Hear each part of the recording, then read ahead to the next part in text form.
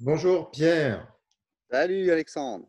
Pierre 1911. Alors, Mm. tu as gratifié ces derniers temps de pas mal de photos, de reportages sur ce que tu fais et félicitations. D'ailleurs, Merci. tu fais pour ceux qui ne te connaissent pas. J'ai pas compris ta question. Ça commence mal. J'ai pas compris la première question. Tu m'as dit quoi? Qu'est-ce que tu fais en ce moment comme démonstration de tes 10 doigts? Vas-y, explique. Qu'est-ce que je fais? Eh ben, ce que je fais depuis 10 ans, mais là cette fois en version XXL, c'est-à-dire que depuis à peu près le milieu du confinement, on a décidé d'être autonome en alimentaire de manière fulgurante, et c'est ce qu'on a réussi à faire en 100 jours. En 100 jours, en fait, on a été à peine deux, on va dire, on a réussi à être autonome sur les légumes et les tubercules. Alors bon, c'est vrai que c'était une période de l'année qui s'y prêtait plutôt, mais quand même, enfin bon, on partait d'un terrain vierge et on est très très content. Donc on a mené cette expérience tambour battant et l'objectif c'était de montrer que une personne très bien organisée, même si on était deux là, mais on partait de rien, peut subvenir aux besoins alimentaires sur les légumes et les tubercules de 6 à 8 personnes. C'était ça l'expérience et ce qu'on a réussi. Ouais. Alors, pour bien expliquer la chose, c'est que tu étais avec une autre personne, je crois que c'est ta compagne, Ouais. euh, sur un terrain complètement vierge, on peut dire, ou alors au moins avec des arbres, c'est ce qu'on voit derrière, Mhm. et tu as décidé de démontrer en l'espace de 100 jours qu'il était possible de devenir autonome alimentairement parlant à la restriction de on mange que des légumes et des tubercules. Alors, est-ce que tu peux préciser ce que c'est que les tubercules pour ceux qui ne connaissent pas? Eh ben, les tubercules les plus connus, ce sont les pommes de terre. Voilà. Donc, D'accord. l'expérience qu'on a menée, elle était un petit peu à titre démonstratif de ce qu'on aurait pu subir à travers la crise du Covid et la gestion de cette crise, ou la non-gestion, chacun appréciera. C'est-à-dire que, voilà, on est, d'après l'OMS et d'après un certain nombre de scientifiques, on a frôlé la catastrophe, et d'ailleurs l'OMS ne relève pas, n'a pas abaissé son seuil de criticité sur la question en fait de la résilience alimentaire. Et donc nous, on s'est mis dans la posture de personnes qui auraient du terrain et qui, d'un coup, bah, sont obligés d'imaginer un scénario pour se sortir très vite d'une panade alimentaire. Alors, ça suppose d'avoir des graines en amont, d'avoir un peu de plançon de pommes de terre, mais voilà, en 100 jours, en partant d'une prairie qui avait été. Alors, c'est vrai qu'on est dans un biotope qui est très riche, mais qui n'apporte pas que des avantages pour démarrer. C'est-à-dire qu'on est vraiment parti d'un endroit qui était en friche, avec énormément de ronces, avec énormément d'arbustes très compliqués à contingenter. Et donc, en 100 jours, on a tout construit. Voilà. Alors, avec quelle machine? Avec quasiment aucune machine. C'est-à-dire qu'on a quasiment tout fait à la main. On a utilisé une débroussailleuse thermique et on a passé, pas sur la totalité du terrain, avec un tracteur de 1950, de 1979, pardon, un tracteur de 18 chevaux. C'est-à-dire que en gros, c'est un gros motoculteur. On a passé un coup de fraise aux endroits qui étaient les plus critiques parce que les sangliers avaient tout retourné et qu'on avait des différences de niveau de 80 cm et qu'on était trop embêté par rapport en fait à certaines végétations. Mais voilà, disons qu'on a vraiment traité ça dans l'urgence.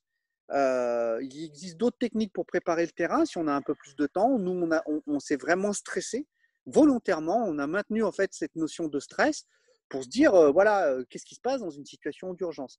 Or, avoir la main sur un tracteur de 18 chevaux, c'est pas grand-chose. Aujourd'hui, nous, on a des chevaux de trait on en avait un au départ, mais on n'avait pas le matériel. Voilà, avec un peu de patience, avec des chevaux de trait, c'est très facile de faire le même job de départ pour lancer en fait ton terrain. Et la part pétrole, elle est absolument minime pour l'installation. et elle est encore plus minime pour la maintenance en fait de cette installation en termes d'irrigation. J'ai fait un article là-dessus, puisqu'on arrive à arroser l'intégralité du jardin sur 100 jours. Quand je dis jardin, il y a des choses en plus de ce qu'on a dit là tout à l'heure, parce qu'on a planté 360 arbres fruitiers, on a 400 arbres au total, qu'on a planté dans le même laps de temps aussi, Toujours. et que tout ça, en fait, alors qu'ils ne produisent pas, hein, parce que des arbres fruitiers comme ça, enfin, ça dépend des essences, mais pour les framboisiers, il faut 1, 2 ans, pour les arbustes, et puis après, sur d'autres variétés, il faut 3, 4, 7 ans, en fait, en fonction. Mais ils sont là, et il fallait les arroser, et on arrive, en fait, au score de 0,04 litres de pétrole pour arroser tout ça par jour et par personnes qui sont là, c'est-à-dire, en fait, 6 à 8 personnes. Voilà. D'accord. Donc, pour répondre, pour synthétiser par rapport à ta question, on a fait beaucoup d'humains et on a fait avec une petite part de pétrole, mais qui est complètement négligeable et qui est reproductible parce que c'est des outils qui sont accessibles à bon nombre de personnes. D'accord. Dis-moi, donc vous êtes combien sur le terrain, tu disais? Alors, nous, on n'est que deux, mais on mène l'expérience pour 6 à 8 personnes. C'est-à-dire qu'en fait, on estime que la typologie, que se lancer dans une autonomie en solo ou en duo, c'est pas soutenable. C'est pas soutenable, et puis il y a des plafonds de verre, il y a des effets de seuil.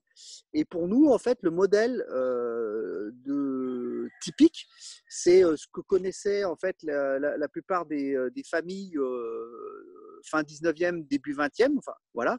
C'était deux adultes qui ont à peu près en fait notre âge, on va dire deux personnes qui sont, on va se flatter un peu dans la pleine fleur de l'âge, et puis deux enfants, et puis 2 à 4 seniors qui étaient, si tu veux, la typologie de toutes les familles qu'on connaissait. Et donc, dans cette idée d'expérience, eh bien, il y a une partie, il y a seulement en fait une partie des gens qui travaillent sur la micro-ferme, et une petite partie qui travaille en fait à l'extérieur, et une petite partie qui, elle, s'éduque. Donc, les enfants peuvent aller à l'école à l'extérieur. Il y a un des deux adultes, donc un des deux personnes actives qui, elle, reste à 100% sur la ferme. L'autre peut travailler à l'extérieur. Et après, en fait, les seniors, eh ben, ils donnent des coups de main sans que ça soit en fait un goulag, hein, mais bon, ils donnent quand même en fait un coup de main sur ce truc-là. Et je pense, enfin, voilà, c'est ce que je voudrais tester plus loin. Nous, on fait comme si on était 6 à 8, sauf qu'on n'est que deux réellement en fait à travailler ici. Et encore, Caro, elle a son travail. Et on y arrive, quoi. On y arrive tout seul. Alors, bon, avec un nombre d'heures complètement démentiel au départ pour lancer le truc là. Mais il faut bien comprendre qu'en fait, que c'est quelque chose, une fois que tu l'as fait, eh ben, tu pérennises, tu capitalises sur le truc, et que derrière, bah, c'est de la maintenance. Et que les seniors, là-dedans, mais ils ont tout à fait leur place, parce que, enfin, moi, je le vois, Caro, il n'y a rien de machiste en fait dans ce que je vais dire, ni de sexiste. C'est que Caro, elle s'occupe, parce qu'elle aime bien ça, elle s'occupe de faire en fait à manger. Moi, je m'occupe de faire la vaisselle. Bah, c'est hyper agréable. Quand je suis là, je me dis, bah, c'est midi, j'arrive, et puis le repas en fait est prêt. Elle est allée au jardin cueillir les légumes, elle a fait le repas, et que ben, derrière, je peux réenquiller et tout de suite à faire quelque chose. Et ça, les seniors, ça peut être très bien en fait une tâche d'aider, et c'est ce qu'ils faisaient en fait avant. Ils avaient des tâches comme ça qui étaient de s'occuper du feu de la cheminée, de s'occuper de certains animaux, de faire à manger, de préparer certains trucs. Et ça, c'est hyper précieux parce que ça soulage énormément. Donc, on est vraiment sur l'idée d'un projet intergénérationnel où il y a au moins 2, voire 3 générations qui vivent ensemble et qui s'apportent mutuellement, les enfants apportant de la joie, les adultes un peu plus de force, les anciens de l'expérience. Et voilà, et on est vraiment sur ce truc-là. Alors, pour des raisons familiales, moi, je n'ai pas mes enfants sur place. Caro n'a pas d'enfants, et les parents en fait de Caro vivent à 200 km d'ici. On n'a pas pu recréer ce truc-là, mais on fait comme si. Alors, si nous, on y arrive en n'étant que deux, je ne vois pas pourquoi en fait les gens n'y arriveraient pas à 6 à 8. Au contraire. Donc, à deux, vous arrivez à produire pour 6 à 8 personnes. Absolument. D'accord. Et ça, en l'espace de 100 jours, en partant d'une Une page. friche. enfin d'une friche d'un coin très sauvage où tu as les cochons, les sangliers qui ont tout retourné, où tu as, bon là ça vient de s'arrêter il y a une semaine, le brame du cerf à 50 mètres de là où on réside, où tu as enfin, des renards, on s'est fait voler une vingtaine de poules sur les 3 premiers mois, enfin voilà, tu as des blaireaux de partout, on est vraiment dans un contexte très sauvage qu'on est venu chercher, hein, mais, mais qui amène des limites. Hein. Là on s'est fait bouffer quelques arbres. On a tout contingenté sur une petite surface parce qu'on sait qu'on a une grosse pression de l'extérieur. Donc, certains diront qu'on a des conditions optimales. Moi, je dirais qu'en fait, que sur certains points, on a des conditions qui sont trop optimales du fait de la présence de certains trucs. Donc, l'un dans l'autre, je pense on est assez représentatif avec des particularités de ce que tout à chacun peut rencontrer s'il se lançait en fait dans la même aventure que nous. Voilà.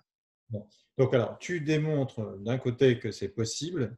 Maintenant, Ouais, tu as soif, et moi aussi, de lancer, d'émettre un discours qui soit réaliste et pragmatique.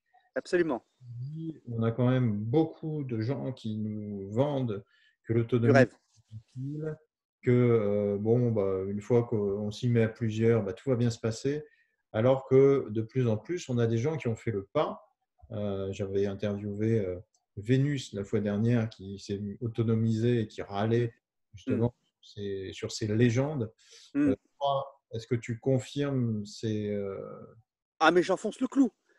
J'enfonce le clou. Et c'est ce qui, moi, me pose en fait aujourd'hui le plus le problème, c'est qu'en fait, il y a beaucoup de gens qui abordent la question de l'autonomie avec un certain romantisme, mais parce que les gens, avant même de poser une pierre, avant même de donner un coup de pioche, la première chose qu'il faut se poser comme question, c'est quels sont nos besoins.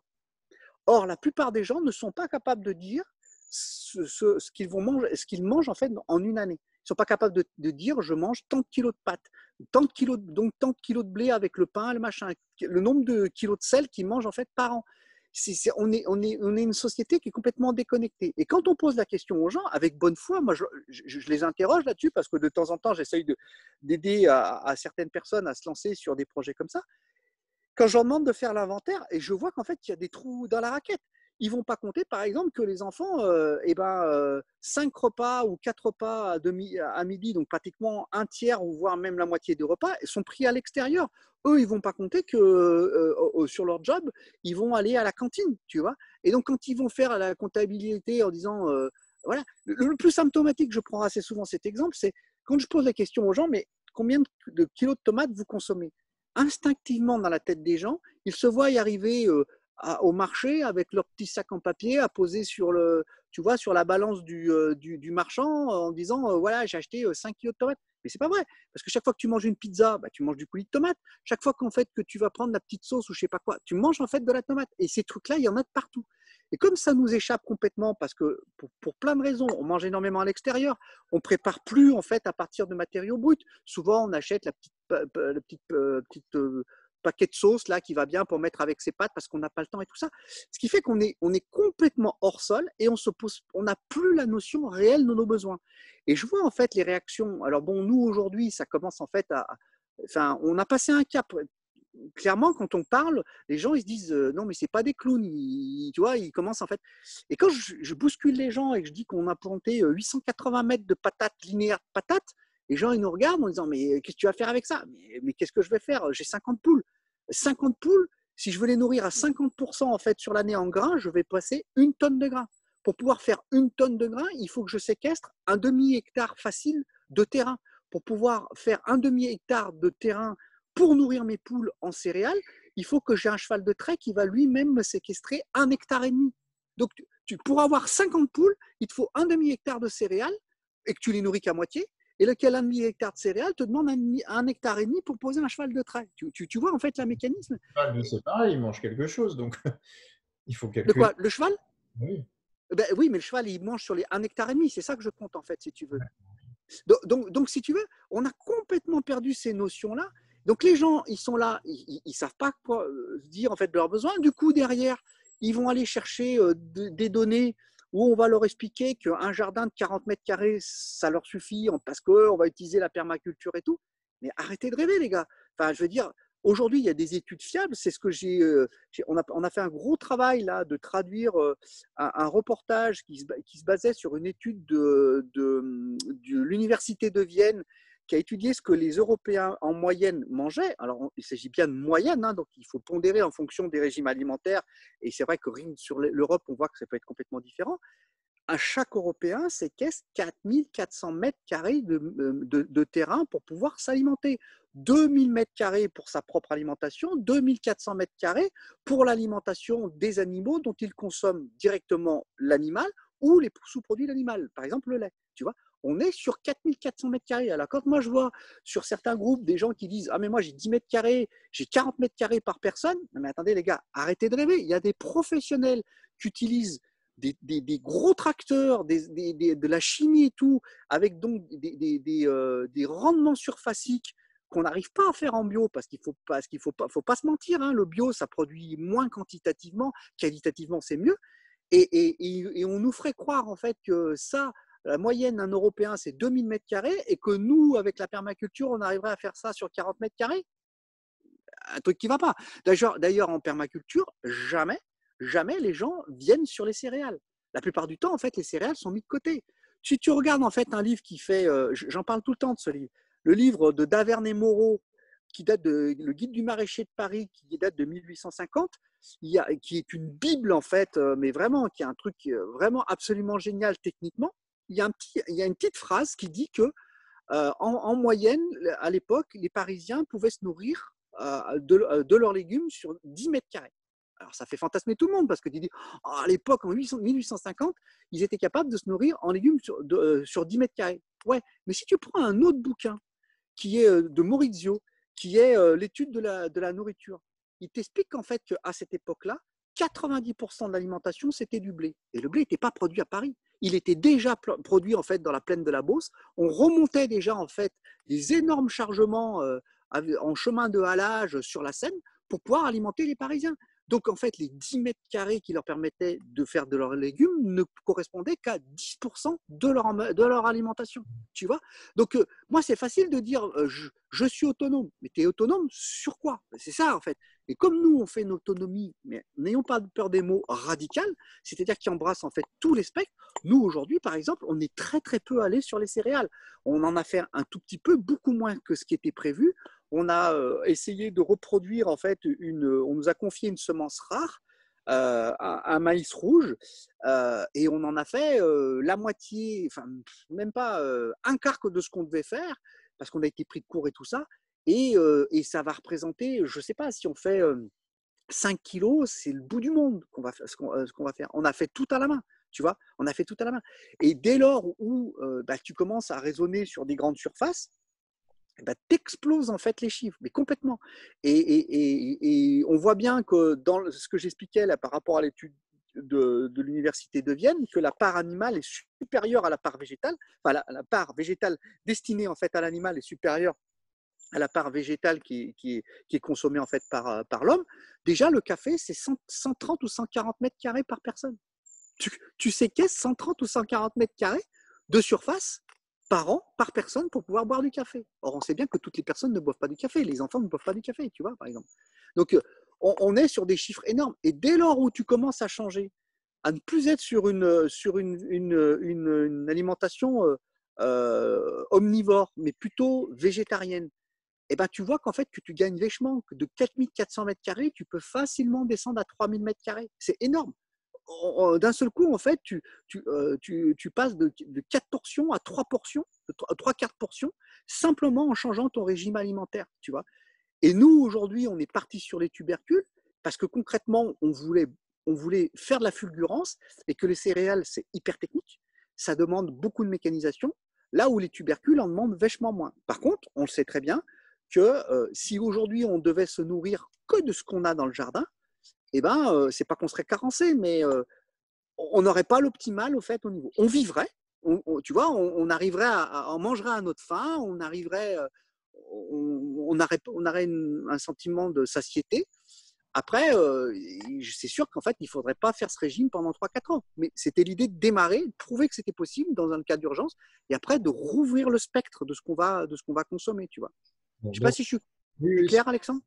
Donc, en 100 jours, donc, avec des efforts énormes, parce que Énorme, énorme. Voilà. 12 heures par jour, facile.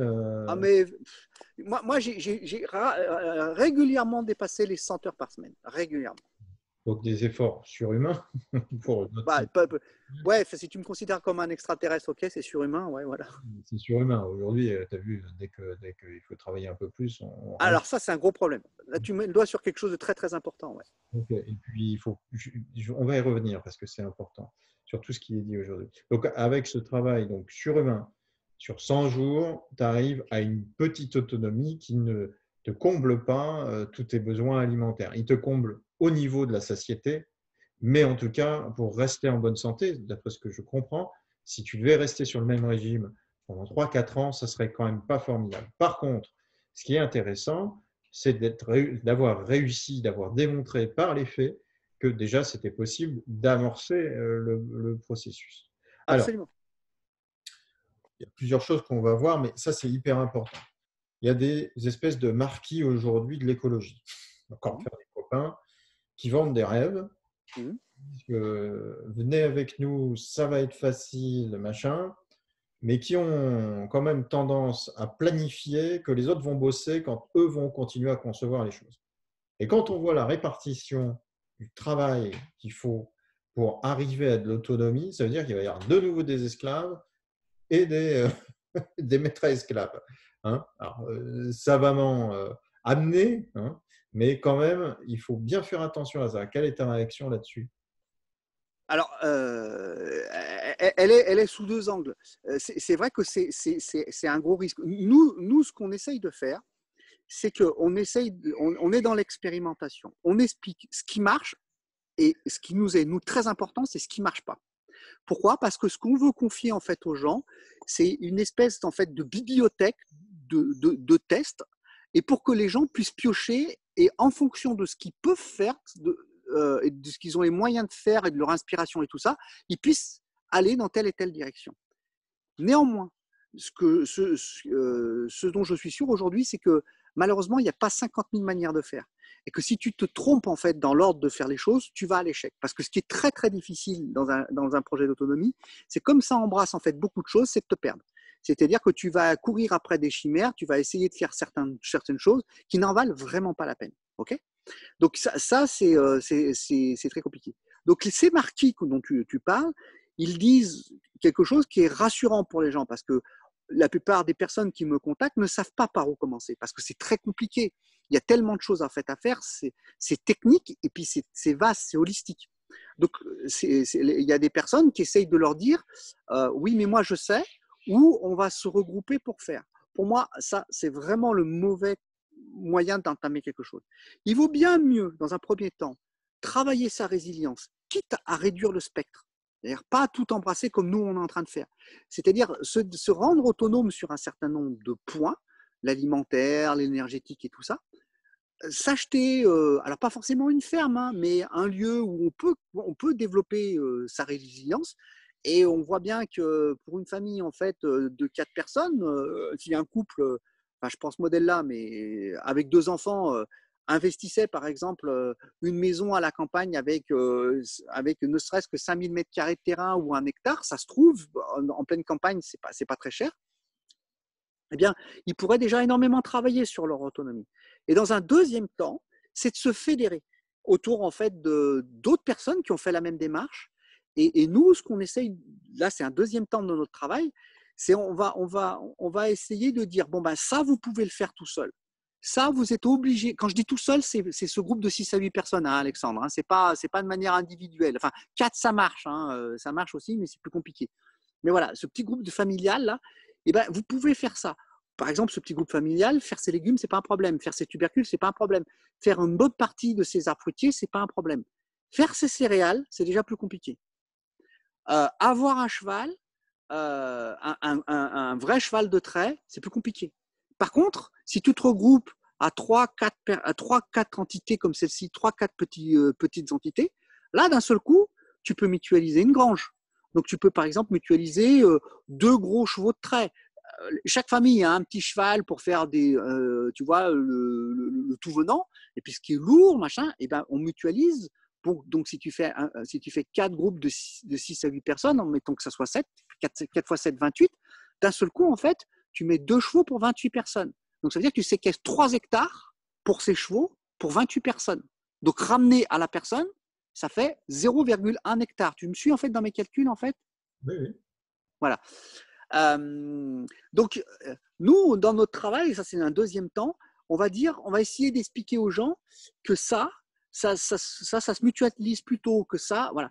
Et qu'il y a des choses, il ne faut pas vouloir les faire dans l'autonomie. Si on parle en fait de la santé curative, c'est pas dans le spectre. Si tu parles de justice, alors même si c'est des mots qui fâchent, de sécurité, vraiment de sécurité active, c'est pas dans le giron en fait de l'autonomie. Tu peux en faire en fait, mais à un certain niveau. S'il y a un conflit en fait à un moment, s'il faut parler, voilà, l'éducation, tu n'en fais qu'une partie en fait aussi à la maison. Tu vois. Donc nous, ce qu'on essaye de faire, c'est que si tu imagines en fait des strates, la strate, l'entité la plus petite, bah, c'est l'individu, mais on va éviter en fait de trop focaliser là-dessus parce que je pense que la société a trop focalisé pour l'instant là-dessus et ça crée des problèmes. Fin de la parenthèse. Si tu regardes la granulosité un tout petit peu plus haute, qui est cette association de 6 à 8 personnes, et ben, au-dessus, c'est X groupes de 6 à 8 personnes qui se mettent. Après, tu es à l'échelon du hameau, tu es à l'échelon en fait, du canton, et que par exemple, un scanner médical, enfin, je veux dire, c'est complètement débile que des gens essayent d'avoir un scanner médical à l'échelle d'un hameau. Ça n'a pas de sens. On ne formera jamais des médecins à l'échelle d'un hameau, ni à l'échelle d'une commune. Ça sera forcément déjà à des niveaux en fait supérieurs. Donc on voit bien qu'il ne faut pas courir après des fantasmes. Il y a des choses qui sont accessibles, qui nous sont en fait accessibles, et d'autres choses sur lesquelles il faut qu'on travaille pour que ça soit des communs. Ça commence avec des chevaux et après ça va plus loin jusqu'au scanner, jusqu'à en fait à un système de justice, jusqu'à un système plus fédéré, par exemple d'éducation pour ce qui est par exemple de la santé, parce qu'on ne va pas être capable de former des médecins. Alors la médecine préventive, la sécurité préventive, quand je mets un casque, des chaussures de sécurité pour abattre un arbre, c'est de la sécurité, mais c'est préventif. Voilà. Donc on peut en faire un peu, mais pas tout. Écoute, tu vois, ce que tu viens de dépeindre, c'est exactement l'idée qu'on défend à Existence B. Pourquoi? Parce que c'est très difficile de faire société. Faire communauté, c'est à peu près simple, même si quand même, soyons honnêtes, ça ne se fait pas comme ça. Une communauté bénéficie aujourd'hui, quand elle expérimente des choses, de la sécurité publique, de la défense nationale, des infrastructures, et en aucun cas cette communauté n'est une garantie de protection quand tout s'effondre. Pourquoi? Parce qu'ils sont trop faibles. Elles sont trop faibles, les communautés, les gens des communautés. Faire société, c'est amorcer une réforme sociétale. Avec l'existence B, l'idée de faire société, c'est de ne pas annihiler l'existence B, l'existence A, donc c'est-à-dire la structure actuelle. On bénéficie toujours de la défense nationale, on bénéficie toujours de la sécurité publique, des prisons, et ainsi de suite. Mais l'existence B, c'est essayer d'être le plus pragmatique possible pour prendre un virage sociétal. Et comment prend un virage sociétal? Sans mentir. Et comment on fait, comment ne mentons pas aux gens? On pratique. Parce que si on reprend ton exemple, en l'occurrence, ce que tu viens de me dire, c'est que si tu veux être autonome, tu passes ton temps à faire de la bouffe. On est d'accord? Donc, si tu passes ton temps à faire de la bouffe. Donc, si tu veux faire de la sécurité, parce qu'à un moment, c'est le bordel, ça veut dire que tu stoppes la bouffe pour aller faire de la sécurité. Si tu veux faire de l'éducation, tu stoppes la bouffe et tu vas faire de l'éducation. Donc, ça ne se travaille, ces questions sociétales, qu'avec les bons paramètres et non pas les espoirs à la con, comme dirait Arthur. Donc, c'est en ça où c'est intéressant ta démarche, ta virulence aussi à dire mais arrêtez de penser, faites. Vous allez comprendre qu'il y a un monde entre les deux. Ah ben ça c'est clair. Voilà. Et donc, dans les quelques minutes qui nous restent, il en reste 8, j'aimerais que tu nous dises, voilà, quels sont, toi, tes messages, comment tu communiques et ce vers quoi tu veux que la société tende, parce que tu as un bienveillant, tu es quelqu'un d'humain et tu as Oui, justement envie de passer les bons messages. Alors quand tu gueules, c'est juste pour ça, c'est un cri d'amour. ouais. Euh, alors, moi, je pense qu'en fait, que, tu as parlé de société. Je pense qu'aujourd'hui, la société ne sait plus répondre à certains de nos besoins basiques. C'est-à-dire que ce qui apparaît avec la crise du Covid, c'est que jusqu'à présent, on n'a fait que du macro et qu'on s'est très peu occupé en fait du micro. Or, en fait, on doit toujours, alors c'est presque schizophrénique hein, comme truc, hein, c'est que tu dois toujours manipuler en fait les deux. C'est-à-dire que le macro doit rester sur le macro et le micro est là. Moi, ce que je fais, c'est que l'action que je veux mener et ce que j'espère essaimer, c'est pas faire la révolution, c'est aider la société, soulager la société sur des questions primordiales que sont par exemple la sécurité alimentaire. C'est-à-dire, si nos dirigeants aujourd'hui, ils sont accaparés que pour des questions qui sont dans leur giron parce que c'est de l'international, sur des choses où moi j'affiche clairement les choses. Hein. Je suis pas compétent, tu vois, et puis ça m'intéresse pas, et je suis pas compétent. Et ben voilà, soulageons-les d'une partie en fait de la chose. C'est-à-dire, euh, aujourd'hui, on le voit bien, la sécurité sociale, par exemple, est en train de faire un rétropédalage en se disant ah bah tiens, mais si les gens ont un certain bien-être au travail ou s'ils font pousser leurs légumes, on fait des économies d'échelle. Pourquoi? Parce que les gens sont en meilleure santé. Bah, c'est à ça qu'il faut travailler. Et quand ils disent en fait que les gens doivent être en meilleure santé, ils disent aux gens quelque part, bah, il faudrait que vous mangiez mieux. Mais ça, on ne peut pas compter. Enfin, clairement, ils savent très bien que ce message, ce n'est pas les industriels qui vont pouvoir aider les gens à manger mieux. C'est forcément des actions qui se font en fait au niveau micro. Quand quelqu'un décide de s'inscrire à une salle de sport pour avoir pour se faire ça se traite à l'échelle micro, tu vois ce que je veux dire et les deux ont besoin, l'un a toujours besoin de l'autre. Le micro a absolument besoin du macro, mais le macro, il ne faut pas qu'il oublie qu'il a besoin du micro. Et c'est ça qui a été oublié. Et moi, aujourd'hui, mon cri, c'est de dire, mais il faut qu'on travaille ensemble. Il faut que enfin, regarde mes mains, Alexandre, enfin, j'ai toujours les mains crades et tout, je m'en fous et je me rends compte en fait de l'action bénéfique qu'a la terre sur nous, tu vois, d'avoir les mains crades et tout. Parce que quand tu manges un aliment que tu as fait toi-même, je sais que tu as fait certaines expériences cet été, là-dessus, tu es hyper content de faire ça. Tu l'as pas mangé, que quelque part, ça t'alimente, tu vois, déjà, il y a un éveil, alors sans tomber dans le truc chamanique ou je sais pas quoi, il y a un éveil de conscience qui est là où tu te dis, ben, je vais l'accueillir, cette tomate, et puis je vais la goûter, et puis je vais en profiter.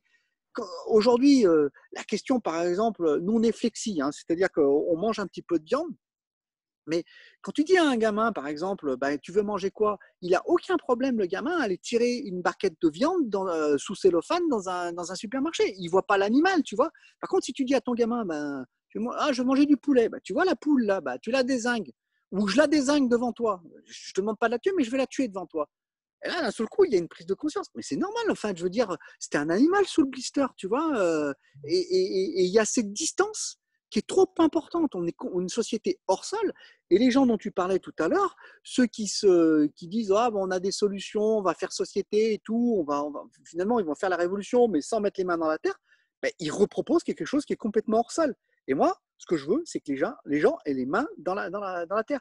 Je ne le tacle pas, hein, pas du tout, parce que je l'aime beaucoup. J'ai mon beau-père qui est venu, qui est quelqu'un, qui est un élu, qui est venu en fait ce week-end. Je l'ai foutu en fait en traction animale derrière la cassine à remonter les patates. Il était heureux comme une canne. Ils sont repartis avec des légumes. On peut regarder sur Facebook avec ce à quoi. Ils étaient heureux. Ils étaient heureux de faire sortir ça de leur terre, de terre, même si c'est nous qui avons fait. Et je trouve ça, et c'est ça ce vers quoi en fait il faut tendre. Et du coup, eh ben, c'est quelqu'un où quand je lui parle d'un dossier pour sanctuariser des terres, des terres qui sont inondables en terres agricoles, eh ben, je vois que par le biais de la nourriture, par le biais de ce qu'on fabrique, eh ben, ça le touche. Ça commence en fait à le faire mouliner, tu vois. Et tant qu'en fait on sera avec des gens qui seront perdus là dans leurs hémicycles, à ripailler comme des cochons, à toucher des salaires complètement indécents, mais enfin, comment peuvent-ils parler de misère, comment ils peuvent parler en fait de production. Mais même l'agriculteur, je ne leur tire pas dessus, mais l'agriculteur qui est là dans un tracteur où il a la clim, le GPS, le machin, c'est quoi son rapport en fait à la terre? Ce qu'il regarde, c'est sa jauge de carburant. Ce qu'il regarde, c'est la jauge de ce qu'il balance en fait derrière. C'est pas la même chose que de se baisser et de faire. Alors, je fais pas de, je ne suis pas dans le bisounours. Hein. Je sais qu'on ne passera pas de l'agriculture comme moi, auquel je pense, à l'agriculture qui est déjà en place, comme ça, en fait, en un coup de cuillère à peau. Hein. Moi, genre, je dis concrètement, si aujourd'hui on me posait la question, il faut continuer une part de l'agriculture telle qu'elle est au jour d'aujourd'hui, parce que sinon on se retrouverait dans une merde noire. Mais il faut penser à passer à autre chose, à faire une transition. Et déjà, si ces gens, on les remet au sol, eh ben, ils seront peut-être un peu plus. Il faut alléger le système, commencer à créer des coussins d'amortissement.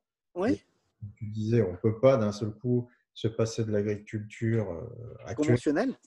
parce qu'on a des liens géopolitiques avec certains pays qui dépendent de nos céréales. Tu coupes ça, tu crées de l'insécurité directe. Tout à Et fait. on a tous une responsabilité citoyenne, c'est de veiller à notre sécurité. Et veiller à notre sécurité, c'est commencer à regarder ce qu'on peut manger en cas de crise systémique majeure. Donc, c'est-à-dire quand il y a une crise qui entraîne des problèmes sur les transports, c'est ce qu'a expliqué Stéphane Linou maintes et maintes fois, et qui supermarché. Et bien, à partir de cette sécurité-là, avec la mairie, on peut commencer effectivement à réimpliquer tout le monde, à mettre les mains dans la terre, et c'est pas sale, c'est beaucoup plus vertueux qu'on le croit. On a inventé quand même aujourd'hui de nouvelles techniques. Alors, la permaculture, ça répond à certains besoins. Il y a d'autres choses à inventer. Il faut qu'on s'y mette tous. Donc, alors pour terminer, euh, sur quel site on peut te retrouver? Enfin, moi, je connais tout ça, mais c'est pour ceux qui vont écouter cette. Alors, à l'heure actuelle, en fait, le plus gros du flux de l'actualité se passe sur Facebook. Vous cherchez Pierre 1911. Après, j'ai un blog qui a été un peu en arrêt, mais où il y a beaucoup d'informations qui s'appelle pierre1911.fr. Et puis, il y a une chaîne YouTube qui va avoir beaucoup plus de contenu. C'est pareil, vous cherchez tout. De toute façon, le maître mot, c'est Pierre 1911. Voilà, je tag tout par rapport en fait à ça. Et que ça soit très clair. Pendant de nombreuses années, on ne voyait pas ma tête. Et aujourd'hui, bah, j'ai accepté de me montrer ma bouille, mais à terme, voilà, moi j'aimerais disparaître. Je veux dire, c'est pas, je vais laisser mon travail. Là, par exemple, je suis en train de réfléchir à faire plein de matériel de traction animale en open source. On s'en fout que ça soit Pierre 1911. C'est de l'open source. Les gens, en fait, reprennent le truc et puis voilà. Et puis, ben, un jour, j'arrêterai et j'espère que d'autres personnes continueront ou feront mieux ou je sais pas quoi. Je suis absolument pas indispensable. Aujourd'hui, c'est centralisé sous le nom Pierre 1911, mais c'est comme une espèce de nom de marque sans prétention mercantile en fait derrière. C'est simplement pour éviter que ce soit trop associé en fait à moi, même s'il y a peu de distance aujourd'hui entre Pierre 1911 et Pierre Delorme. Merci Pierre. T'en prie, Alexandre, c'est moi. Je te remercie. À bientôt. À bientôt.